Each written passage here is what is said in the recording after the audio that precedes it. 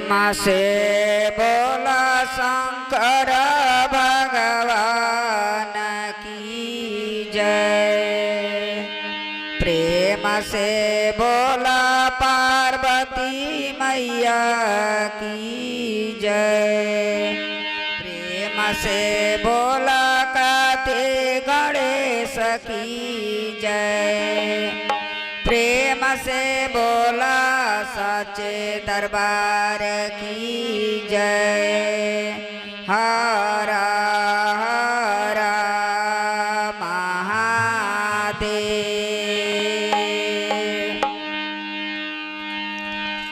हाँ गुरु बहना लोग, देखिए आप सबके बीच में एक भजन हम सुनावे जा रहा बानी।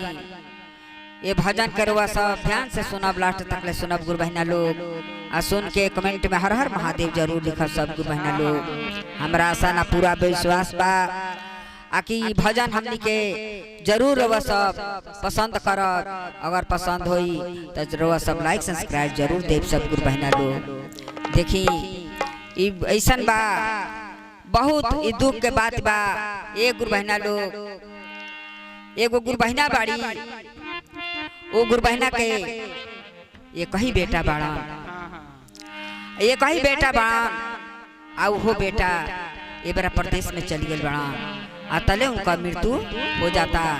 अब उनका के खबर दे के बुलावल जाते गुरु बहना आखिर जल्दी अवतारा माता जी के देहांत हो गई। जरा अपन अवतारण देखी कैसे अपना माता जी के अब करतारन उनकर अब के गाने तैयारी करता लो ले जाए खातिर के। लेकिन गुरु बहना जन रही शिव के शिष्य रहली।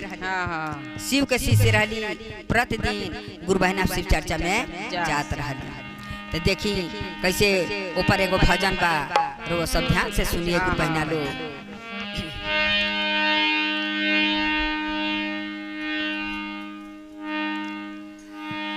सेवा गुरु सेवा गुरु भजनिया कराए बहिना, भजनिया कराए बहिना।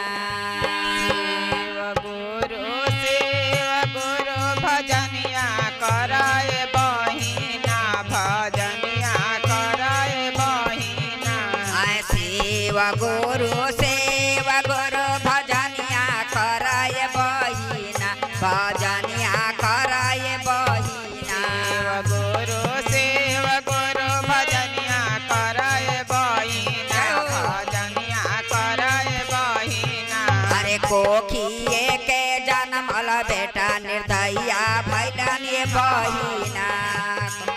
कोखिए के जन्मल बेटा निर्दया भैलन बहिना। अरे कोखिए के जन्मल बेटा निर्दया भैलन बहिना। अरे कोखिए के जन्मल बेटा निर्दया भैलन बहिना। एक रुपया ना लो। जब मर गल बना था देखी अब तो बेटा के निर्दयी होइए जाई, काहे से माई मर गई बड़ी। अब कैसे अब कह कह के भी अब रोवत तारी, बुलावत रही तनावत।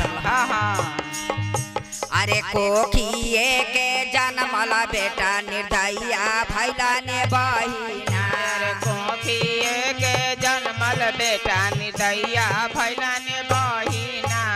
हरियर बासावा कटाई देले बहिना, कटाई देलने बहिना। हरियर बासावा कटाई देलने बहिना, कटाई देलने बहिना। अरे लोहारा बोलाई के सलवाई देलने बहिना, सलवाई देलने बहिना। अरे लोहारा बोलाई सलवाई देलने बहिना, सलवाई देलने बहिना।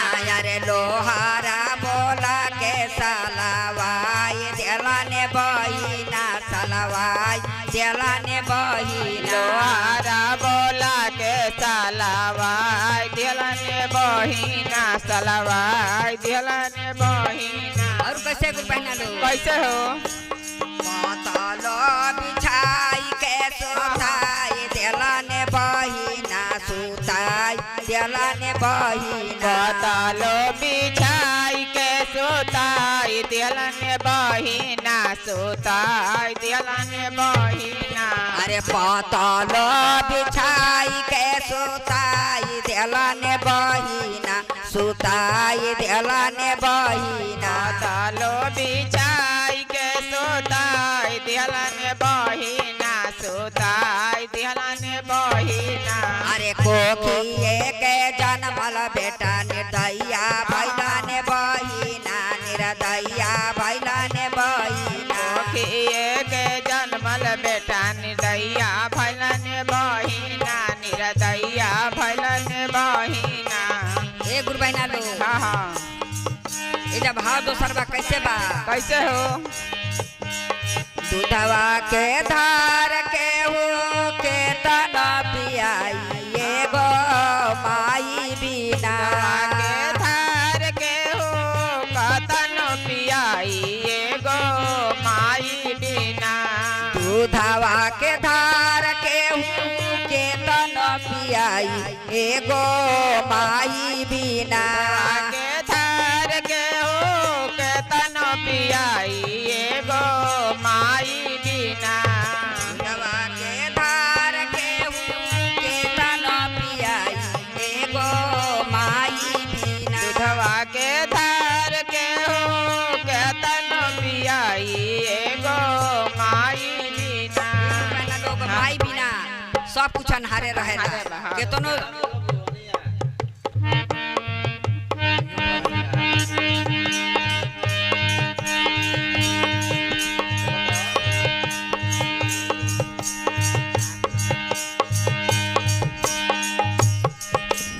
दूधवा के धार के हो के तन पियाई गो माई बिना दूधवा के धार के हो के तन पियाई गो माई बिना कैसे करे जावा जुड़ाइए भाई एगो माई बिना कैसे करे जावा जोड़ाइए भाई गो माई बिना कैसे करे जावा जुड़ाइए भाई एगो माई बिना कैसे करे जावा जोड़ाइए भाई गो माई बिना देखिए गुरु बहना लोग कतलो के हुए एगो महतारी बिना केहू के आस पूरा केहू इतना दुलार ना करी तो देखी अब और कैसे का कहतरन कैसे आगे है? मुहे कैसे कैसे लाला की चदरिया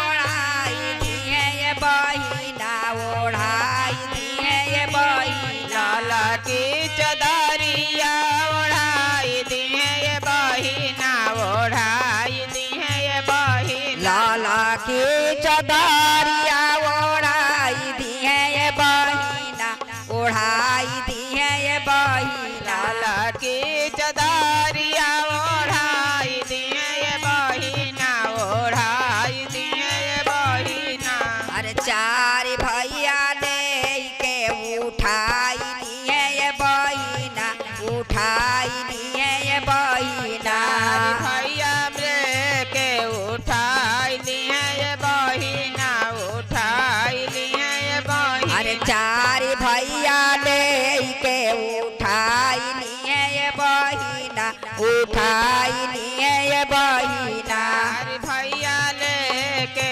उठाई लिए ये बहिना अरे राम राम कई के उठाई लिए ये बहिना उठाई लिए ये बहिना राम राम कह के उठाई लिए ये बहिना अरे कोकिए के जन्मल बेटा निर्दया भैले ये बहिना निर्दया भैला ने बहिना किए के जन्मल बेटा निर्दया भैलन बहिना निर्दया भैलन बहिना गावत बजावत लेके चल जाइए ये बहिना अरे चल जाइए गावत बजावत लेके चल जाइए ये बहिना यार चल जाइए ये बहिना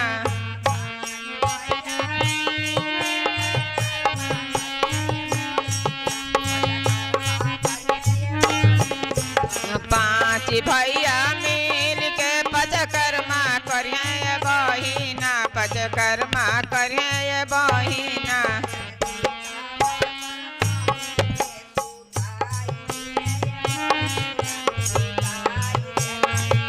सीतावा पर मामी के सुताई दिलन बहिना